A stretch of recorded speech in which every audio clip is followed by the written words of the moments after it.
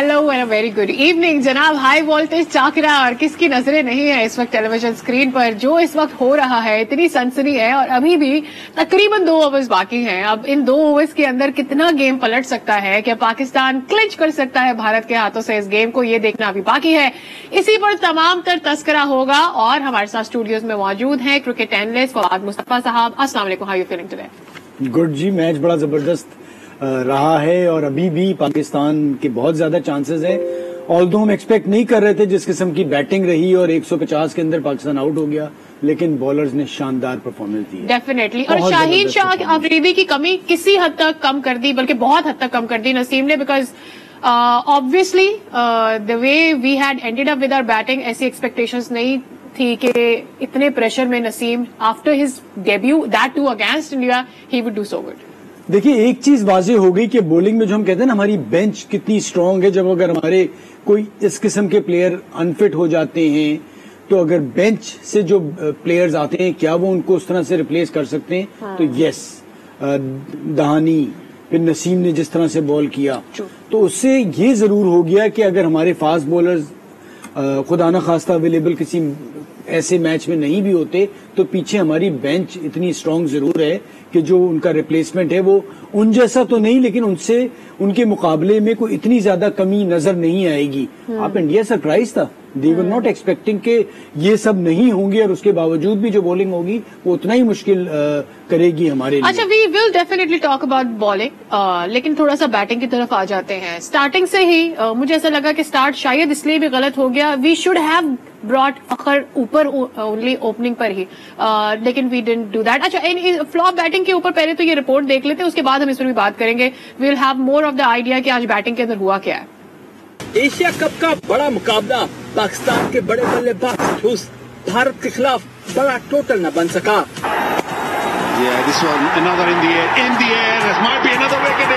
T20 के number 1 batter थाक न बिठा सके। बाबर आजम 10 रन बनाकर कैच दे बैठे। Extra cover up in the air, there's a fielder under it. Babar Azam, they got the first breakthrough India. चारा मिजाज फखर जमान भी हुए नाकाम, इनसे भी 10 से ज्यादा रन न बने।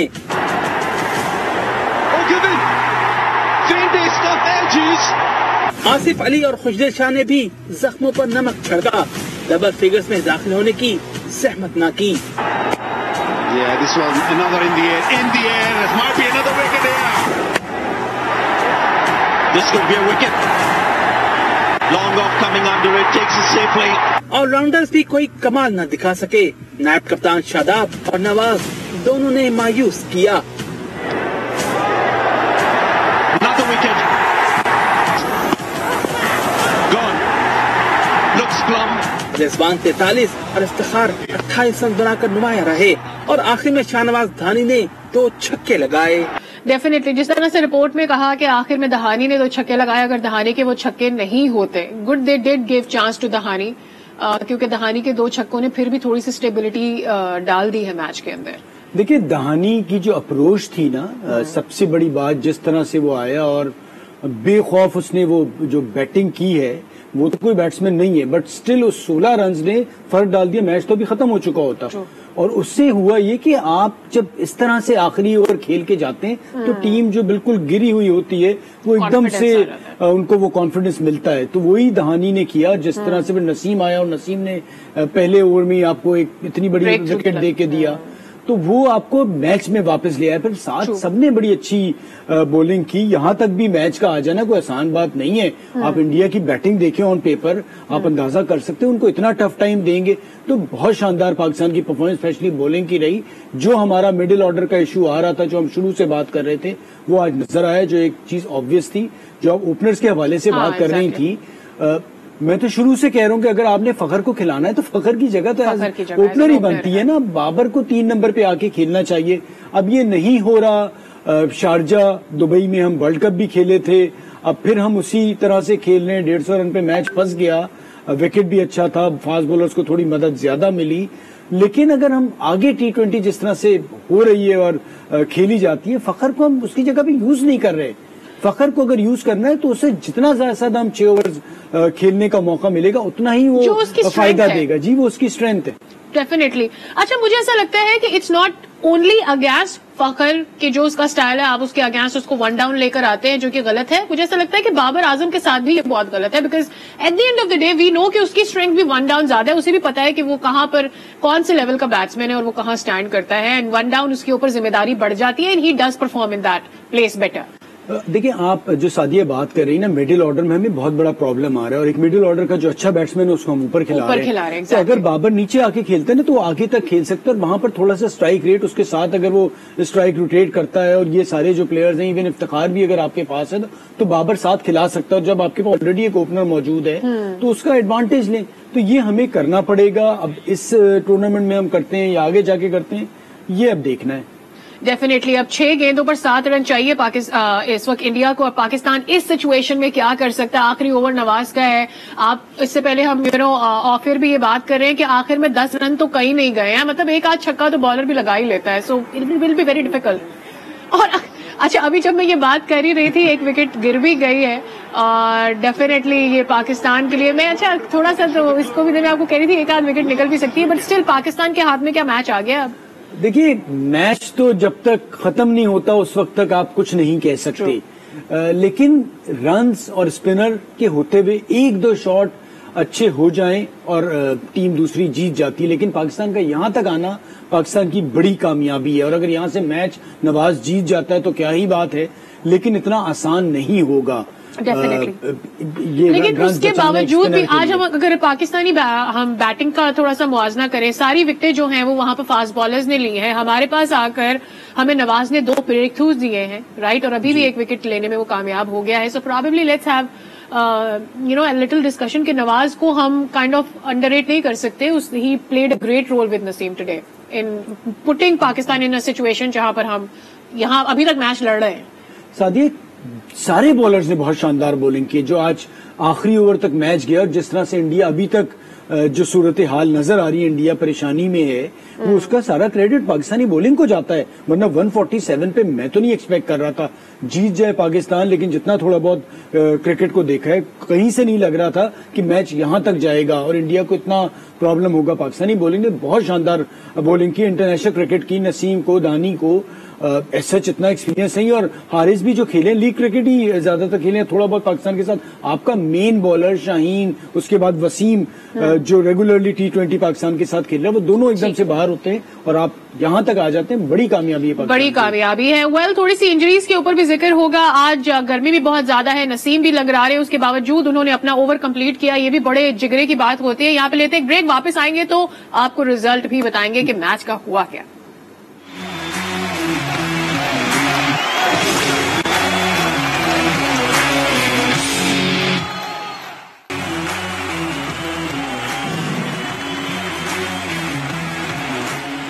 Welcome back again. और जनाब, जैसे कि कहा था कि जब वापस आएंगे तो मैच का रिजल्ट आपको बता देंगे। तो पाकिस्तान ये मैच हार गया है, इंडिया ने 5 विकेटों से ये मैच अपने हाथ में कर लिया है। Definitely a good start for India. Well, एक चीज तो हमारे सामने आ गई है कि हमारे बॉलर्स ने इतने छोटे टोटल को बहुत अच्छे से डिफेंड किया, which is a good thing. But what happened in the middle order? हमें पहले से ही पता था कि हमारे मिडिल ऑर्डर में मसले हैं, लेकिन उसके बाद हमने देखा कि जब हमारी ओपनिंग थी उसमें भी कुछ चेंजेस ऐसे हो रहे हैं, अभी से नहीं, बहुत पहले से, जो हम डिसाइड नहीं कर पा रहे हैं। Probably in the longer run हमें उसका नुकसान ही हो रहा है। So we will start our conversation from here again.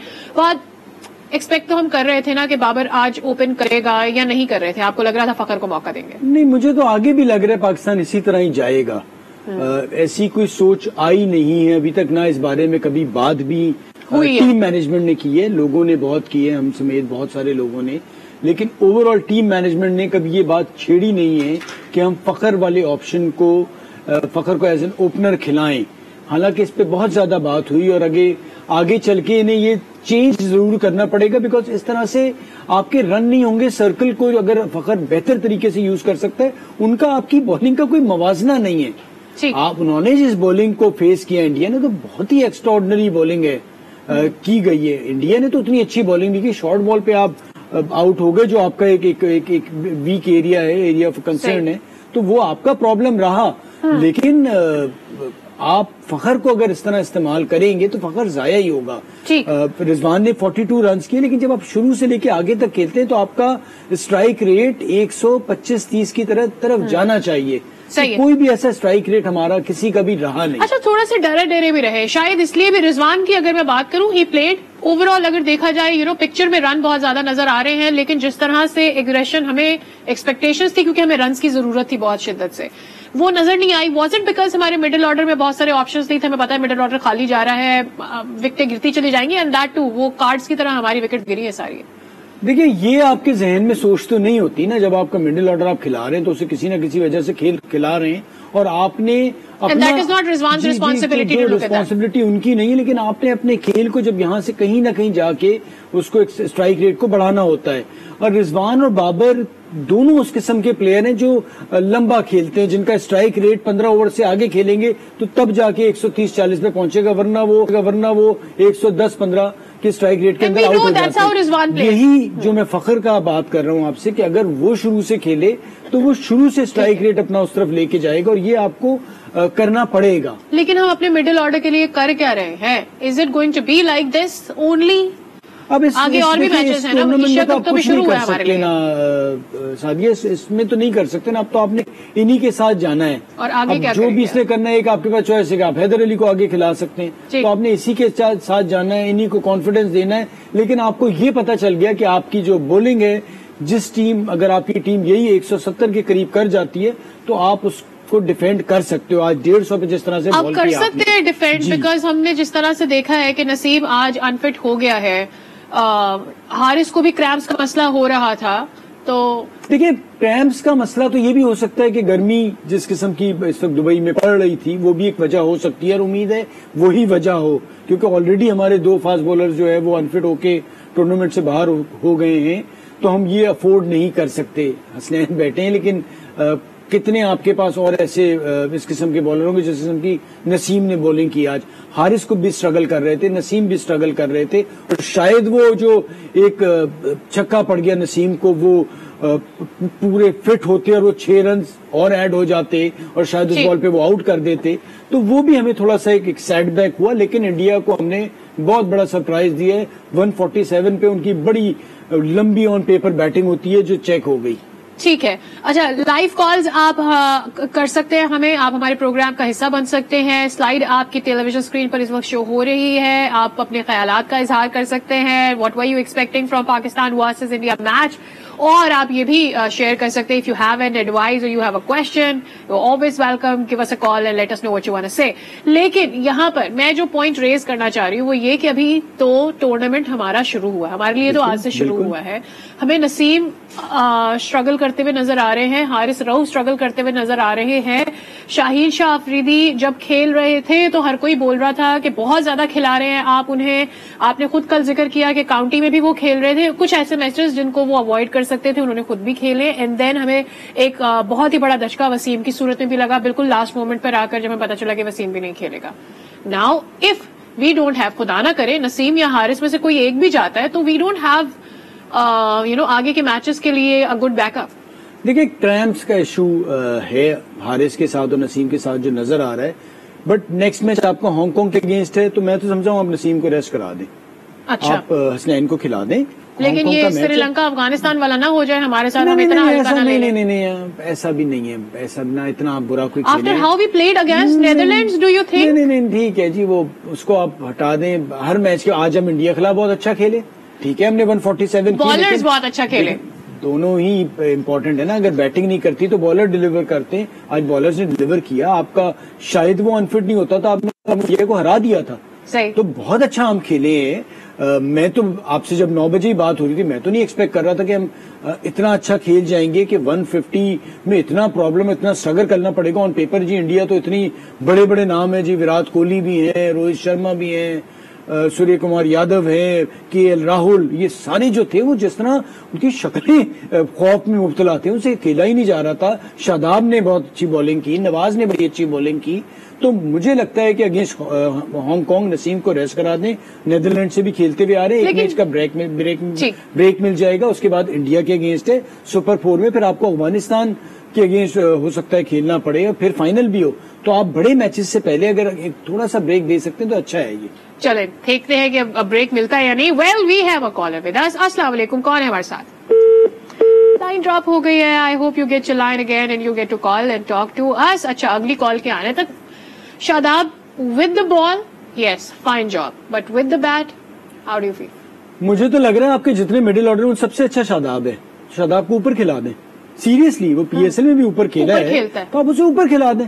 आप उसे नीचे क्यों भेज रहे हैं? 5 नंबर पे खिला दें उसे. तो व्हाट इज योर ऑर्डर? मतलब आप ये कह रहे हैं कि फखर और रिजवान के बाद आप बाबर को भेजें? बाद आप भले 4 नंबर इफ्तिखार को खिला लें, 5 नंबर आप शादाब को खिलाएं, फिर उसके बाद आपका खुशदिल आ जाए और आसिफ आ जाए. शादाब तो आप इन दोनों से अच्छा बैट्समैन है, तो उसको आप यूज कर लें. अब ये देखें, नहीं हो सकता. अब आपने टीम यही बनाई है, आपने इसी के साथ जाना है. आप ज्यादा ज्यादा ये कर सकते हैं कि जी आसिफ की जगह मुझे लगता है अब आपको हैदर अली को खिला लेना चाहिए, फिर भी एक बेहतर ऑप्शन है. तो आप आसिफ की जगह हैदर अली को खिला लें, और अगर हैदर अली को खिलाते हैं तो हैदर अली के बाद आप शादाब को और खुशदिल को शादाब के बाद भेज दें. Right, that's your order. देखते हैं कि आगे मैच में होता क्या है. अगेंस्ट हांगकांग का हमारे साथ कॉलर मौजूद है. अस्सलाम वालेकुम, कौन बात कर रहे हैं? वालेकुम सलाम, मैं कामरान शहाब कराची से बात कर रहा हूँ. जनाब कामरान, क्या क्वेश्चन है आपका, क्या कहना चाहते हैं? मैडम, मेरे को बाबर आजम की कैप्टनशिप में बहुत प्रॉब्लम लगी है, और इस जगह मेरे को सरफराज अहमद की कमी महसूस हो रही है.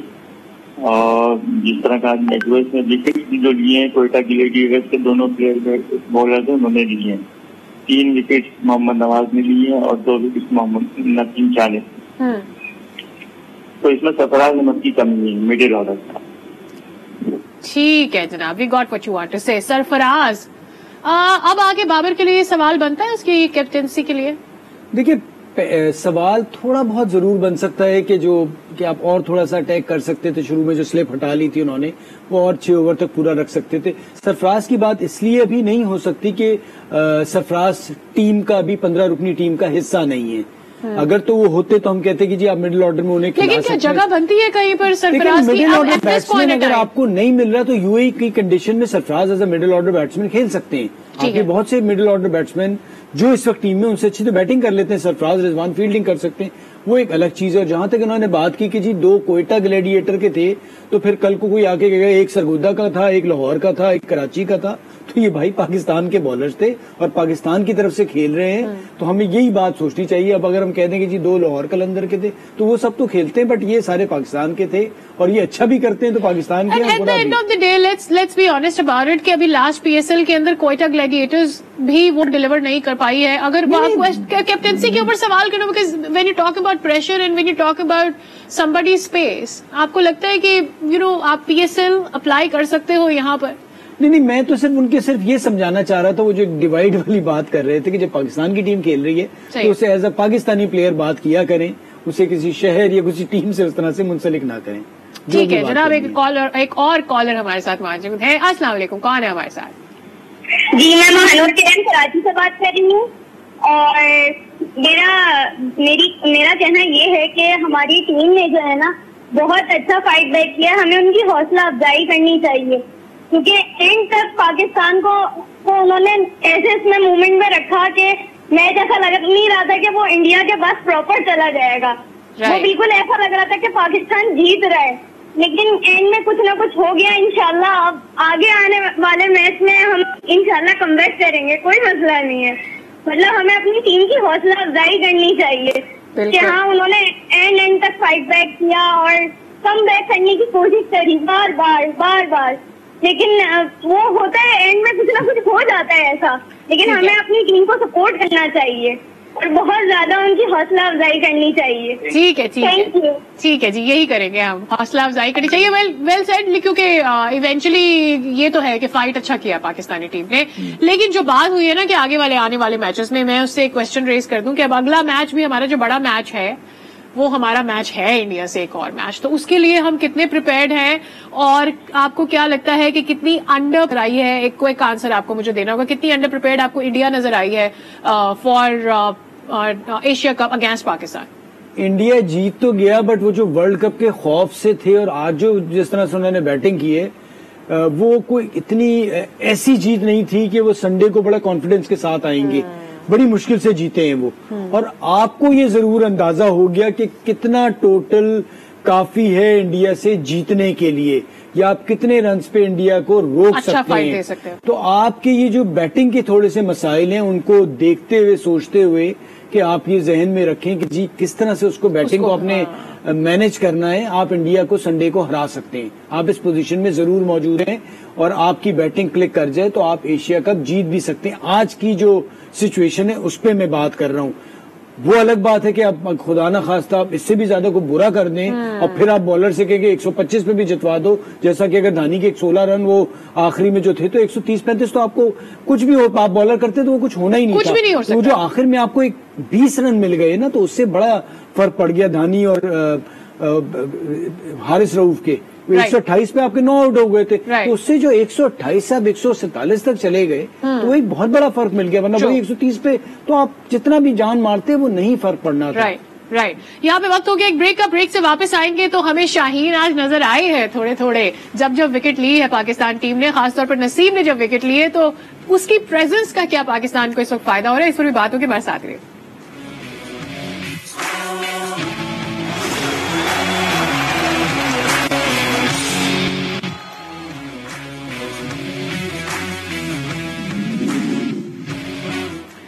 वेलकम बैक अगैन जनाब। तो ये तो बात हो गई कि हमने अच्छा फाइट जरूर दिया है। हाँ, मसाइल थे हमारे मिडिल ऑर्डर में, हमेशा थे। अभी आने वाला जो हमारा मैच है वो अगेंस्ट हांगकांग है।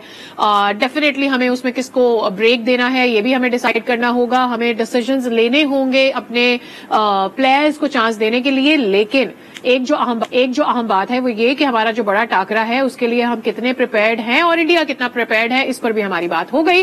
लेकिन कुछ लाइटर नोट पर भी हमने एक दो चीजें ऐसी देखी हैं जिससे अच्छा फील हुआ है, उस बारे में भी बात करते हैं। लाइक शाहीन शाह अफरीदी एंड जो दोनों जानिब से प्लेयर्स का हमने मिलना मिलाना देखा है, उस पर भी जरा सी बात होगी। लेकिन उससे पहले ले लेते हैं कॉलर को। अस्सलाम वालेकुम, कौन है हमारे साथ? अस्सलाम वालेकुम। आप अपने टीवी की आवाज कम कर दीजिए वरना आपकी कॉल कट जाएगी। जी आवाज कम है। ठीक है जी, कौन बात कर रहे हैं? मोहम्मद शौकत, कराची से। जनाब शौकत, क्या कहना चाहते हैं? हेलो जी। जनाब क्या कहना चाहते हैं? ये सर जो भाई ये कह रहे थे, ये बहुत अच्छा कह रहे थे कि हमाद वसीम, वो क्या नाम है उसका, नसीम को ब्रेक देना चाहिए अगले मैच में। जी, नसीम शाह बहुत बेचारा कमजोर हुआ है, उसकी टांग पे लगी हुई है। लेकिन ये जो बैटिंग ऑर्डर का कह रहे थे कि 5वें नंबर पे हमाद वसीम को नहीं, उसको क्या नाम है, हमारा जो शादाब को ऊपर लाना चाहिए। जी, शादाब बहुत अच्छा प्लेयर है, उसको 5वें नंबर पे खिलाना चाहिए। इन लोगों ने बहुत उसको 8वें 7वें पे खिला रहे, 6ठे पे। जी ठीक है, गॉट योर पॉइंट। ठीक है, इस पर बात कर लेते हैं। We have spoken already. Coming back, Shaheen को हमने देखा, डू यू फील उसकी प्रेजेंस से कुछ फायदा हो रहा होगा? डेफिनेटली, आई मीन नसीम को या नहीं, या फिर टीम से बाहर है वो तो वैसे ही बस ठीक है, वहाँ रुका हुआ है। ऐसा तो मुझे नहीं लगता कि कोई इतना बड़ा फर्क पड़ रहा होता है जब आप खेल रहे होते हैं, तो आप खुद ही परफॉर्म करते हैं।